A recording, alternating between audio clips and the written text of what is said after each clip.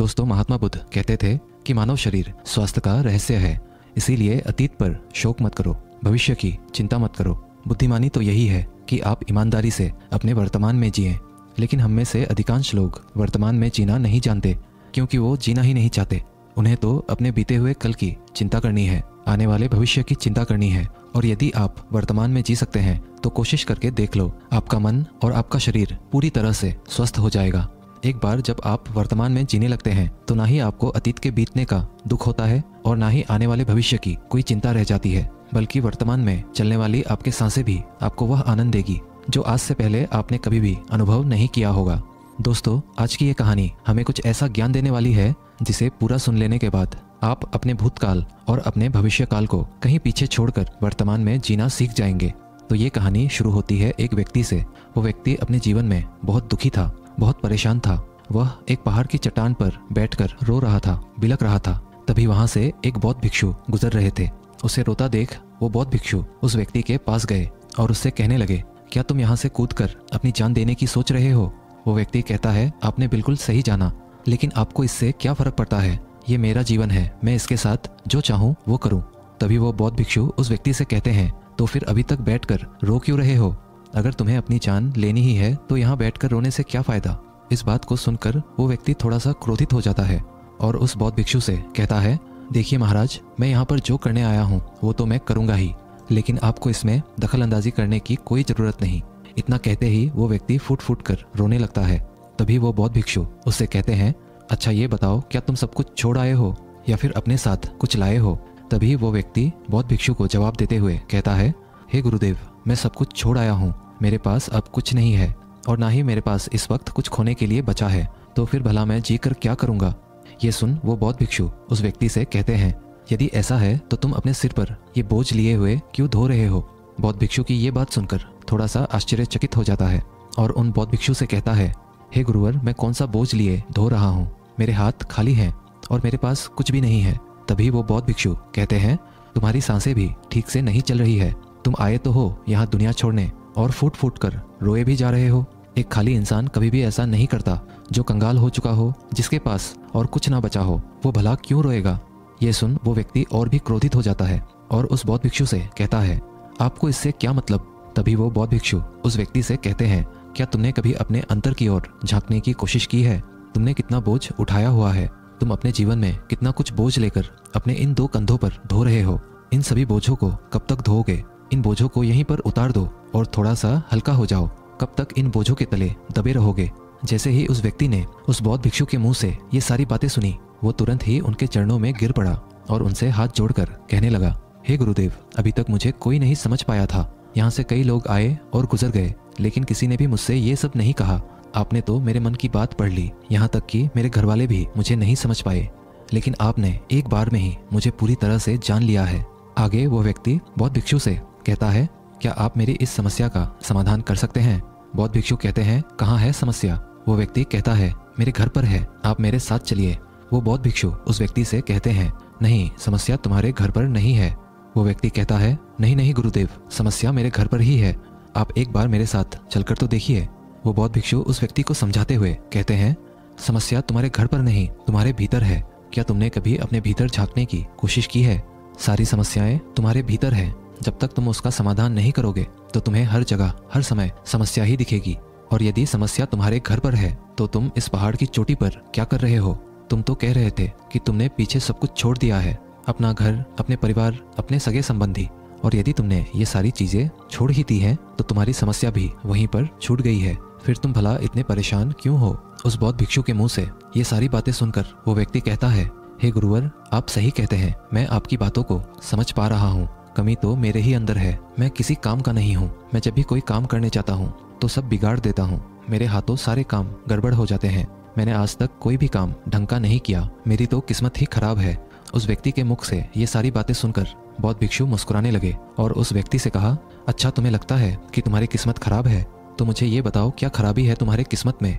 तभी वो व्यक्ति उस बौद्ध भिक्षु से कहता है, हे गुरुवर, मुझे व्यापार करना था और व्यापार करने के लिए मुझे धन की आवश्यकता थी, इसीलिए मैंने अपने परिवार से थोड़ा सा धन लिया और उसी धन से मैंने अच्छा सा व्यापार खड़ा किया। लेकिन गुरुवर, मेरा व्यापार ज़्यादा दिन तक नहीं चल सका शुरू शुरू में मेरे परिवार वालों ने मेरा पूरा साथ दिया और तब तक सब कुछ ठीक भी चल रहा था, लेकिन धीरे धीरे मुझे मेरे व्यापार में नुकसान होने लगा और ये सब देख मेरे परिवार वाले मुझसे नाराज़ हो गए और मुझसे दूर चले गए। मैं तो चाहता था कि मैं अच्छा व्यापार करूं, अच्छा धन कमाऊं, ताकि मैं अपने परिवार को अच्छे से संभाल सकूं, उन्हें वो हर सुख सुविधा दे सकूं जिनकी उन्हें आवश्यकता है। मैं तो सब उन्हीं के लिए कर रहा था, लेकिन वो लोग मुझे समझ नहीं पाए और मुझे ही इसका जिम्मेदार ठहराते हैं। और मुझे भी यही लगता है कि मैंने गलत किया, क्योंकि मेरा भी एक मित्र है, उसने मेरे साथ ही व्यापार शुरू किया था, लेकिन उसका देखो, उसका व्यापार बहुत अच्छा चल रहा है।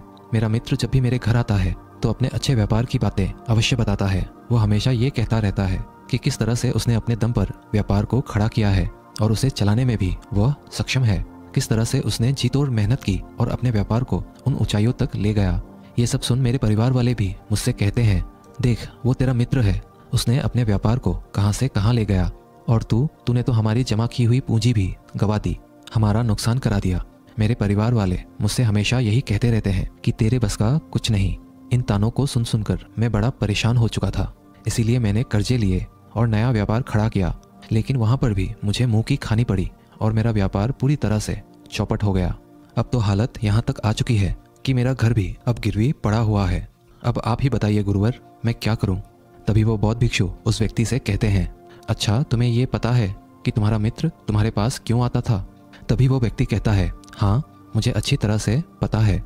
वो मुझे मेरे घर वालों के सामने नीचा दिखाने के लिए आता था, मेरी बुराई करने आता था। वह ये जताने आता था कि वो मुझसे व्यापार में कई गुना आगे है, श्रेष्ठ है। वह चाहता है कि मैं उसकी सफलता देखकर दुखी रहूं, तड़पता रहूं और परेशान रहूं।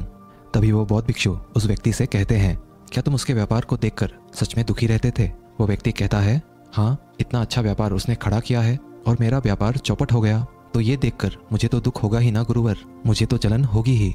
तभी वो बौद्ध भिक्षु उस व्यक्ति से कहते हैं, तुम्हें दुख किस बात का था, अपनी असफलता का या फिर अपने दोस्त की सफलता का? तभी वो व्यक्ति उस बौद्ध भिक्षु से कहता है, अपने असफल होने पर मुझे इतना पछतावा नहीं था, लेकिन मेरा मित्र इतना सफल हो चुका था, उसे देखकर मुझे ईर्ष्या होती थी, मेरे अंदर जलन की भावना उत्पन्न होती थी और मैं ये देख देख कर दुखी रहता था, पछताते रहता था, तड़पता रहता था। तभी वो बौद्ध भिक्षु उस व्यक्ति से कहते हैं, इसका अर्थ तो ये हुआ अगर तुम्हारा मित्र भी असफल हो जाए तो तुम्हें खुशी होगी? तो वो व्यक्ति कहता है, जी हाँ मुझे बड़ी खुशी होगी अगर वो असफल हो जाए, उसका व्यापार चौपट हो जाए। ये सुन बौद्ध भिक्षु फिर से एक बार मुस्कुराने लगे और उस व्यक्ति से कहते हैं, इसका अर्थ तो यही हुआ कि तुम्हारी खुशी तुम्हारे मित्र पर निर्भर करती है। यदि वो चाहे तो तुम्हें खुश कर दे और यदि वो चाहे तो तुम्हें दुखी कर दे, क्योंकि तुम खुद से ना तो खुश हो सकते हो ना ही दुखी। तुम तो अपने मित्र के गुलाम बनकर रह चुके हो और अगर यही बात है तो तुम्हारी समस्या का कोई समाधान नहीं है, क्योंकि तुम्हारी खुशियाँ और तुम्हारी तकलीफें ये सब दूसरों के व्यवहार पर निर्भर करती है। तुम्हारे कर्मों से तुम्हारा तो कुछ हुआ नहीं, ना तो तुम अपने कर्मों से खुश हो सके और ना ही दुखी, इसीलिए तुम्हारी समस्याओं का मैं कोई समाधान नहीं कर सकता। तभी वो व्यक्ति उन बौद्ध भिक्षु से कहता है, हे गुरुवर ऐसा मत कहिए, मुझे आपसे बात करते करते बहुत आशा आपसे हो गई है, क्योंकि आप ही वो है जिन्होंने मुझे जाना है, मुझे समझा है। हे गुरुवर मैं आपसे विनती करता हूँ कि मेरे इस समस्या का समाधान मुझे आप बताइए। तभी वो बौद्ध भिक्षु उस व्यक्ति से कहते हैं, जब हम दूसरों से आशा बांध लेते हैं तब हम दूसरों पर पूरी तरह से निर्भर हो जाते हैं। अगर मैं तुम्हें कोई भी रास्ता ना बताऊं, मैं तुम्हें तुम्हारी समस्या का समाधान ना दूं, तो तुम इसी तरह से दुखी रहोगे, रोते रहोगे, बिलखते रहोगे। और अगर मैं कोई रास्ता तुम्हें बता दूं, मैं तुम्हें कोई समाधान बता ही दूं, तो हो सकता है तुम्हें कुछ मिल जाए। लेकिन एक बात हमेशा याद रखना कि जो तुम्हारा मित्र तुम्हारे घर पर आता है, यह तुम्हें बताने के लिए कि किस तरह से उसने अपने व्यापार में वृद्धि की, किस तरह से उसने कड़ी मेहनत की जो तुम्हें दुखी करने आता है। लेकिन क्या तुमने कभी गौर किया है, तुम्हारा मित्र बात तो सच्ची ही कह रहा है कि किस तरह से उसने अपने जीवन में वह संघर्ष किया और उस मुकाम तक पहुंचा है। तो उसने अपने अनुभव की ही बात तो तुम्हें बताई है।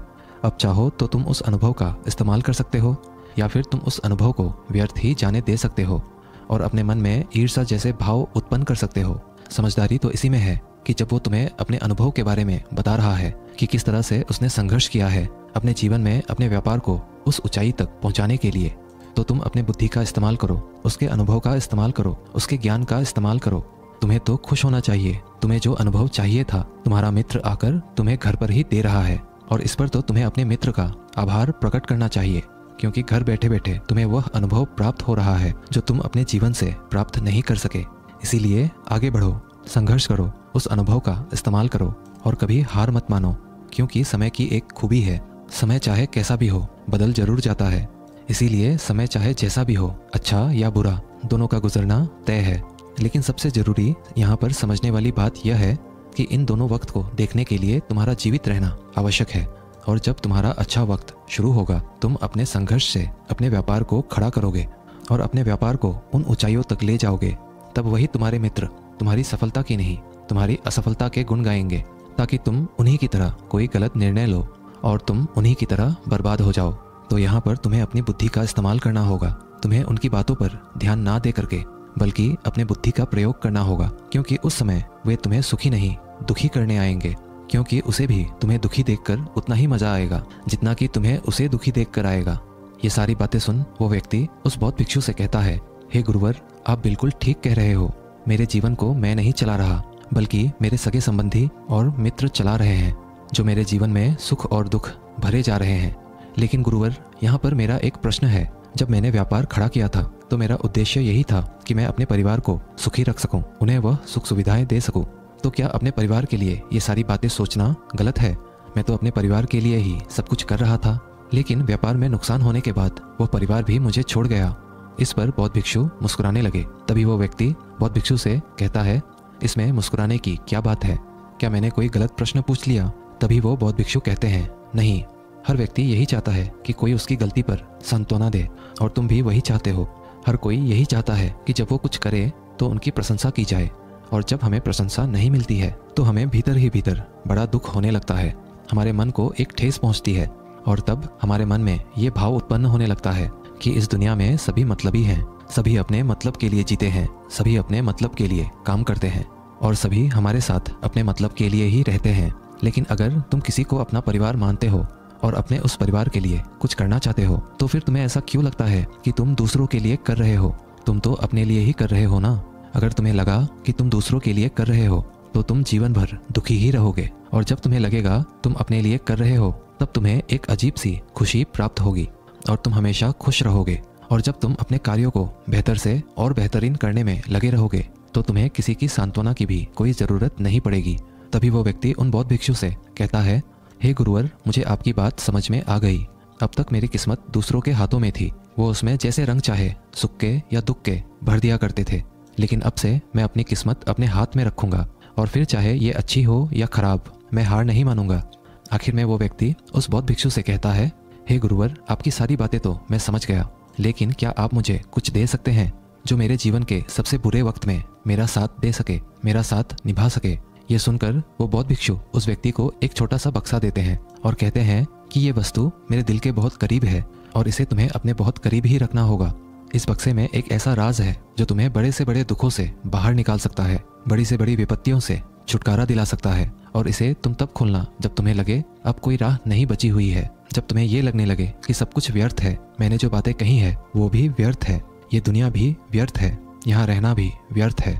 इतना कहकर वो बौद्ध भिक्षु उस बक्से को उस व्यक्ति को थमा देते हैं और फिर वहाँ से चले जाते हैं। वो व्यक्ति उस बक्से को लेकर वापस अपने घर आता है और फिर एक नया कारोबार शुरू करता है। अब की बार वो कारोबार में हार नहीं मानता है और उसका कारोबार बहुत अच्छा चल पड़ता है। उसका कारोबार चलने के कारण उसका परिवार भी अब उसके साथ आ चुका था। उसके पास जीवन की हर सुख सुविधाएं भी आ गई थी। अब वो ना तो भूतकाल का रोना रोता था और ना ही भविष्य काल की चिंता करता था। वो तो केवल अपने वर्तमान को और ज़्यादा बेहतर बनाने की कोशिश में लगा रहता था। लेकिन समय हमेशा बदलता रहता है।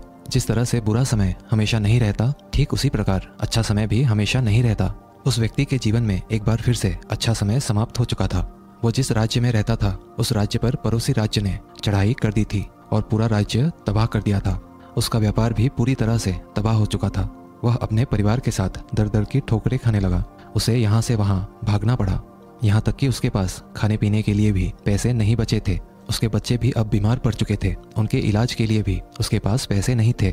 तब उसे एहसास होने लगा ये सब व्यर्थ है, उसका ये जीवन जीना भी व्यर्थ है, ये पूरा संसार व्यर्थ है, और जो कुछ भी बातें उस बौद्ध भिक्षु ने कही थी वो सारी बातें भी व्यर्थ हैं। आज मेरे पास कुछ नहीं बचा, आज मेरे पास जीने का कोई मकसद नहीं बचा। वो व्यक्ति अंदर से पूरी तरह निराश हो चुका था, अंदर से पूरी तरह से टूट चुका था। वो व्यक्ति ये सब सोच ही रहा था, तभी उसकी नज़र उस बक्से पर पड़ी जो उसे उस बौद्ध भिक्षु ने दिया था। फिर उस व्यक्ति ने उस बक्से को खोला। उस बक्से में एक पर्ची थी जिसमें यह लिखा था कि आपकी नई जिंदगी की शुरुआत कहीं से भी हो सकती है। आपके पास सोने का सिक्का हो ना हो, लेकिन आपके पास वो हिम्मत तो है, तो कुछ ना कुछ आप अवश्य ही कर लेंगे। उस पर्ची को पढ़ने के बाद उस व्यक्ति के मन में एक बार फिर से आशा की लहर दौड़ पड़ी और उसने अपने जीवन में फिर से हिम्मत बांध ली और उन ऊंचाइयों को छूने के लिए फिर से मेहनत करने लगा। दोस्तों, उम्मीद है आज के इस वीडियो से आपने जरूर कुछ ना कुछ मूल्यवान सीखा होगा। तो इस वीडियो को एक लाइक और अपने दोस्तों के साथ शेयर जरूर कीजिएगा। मिलते हैं अगले वीडियो में, तब तक के लिए धन्यवाद।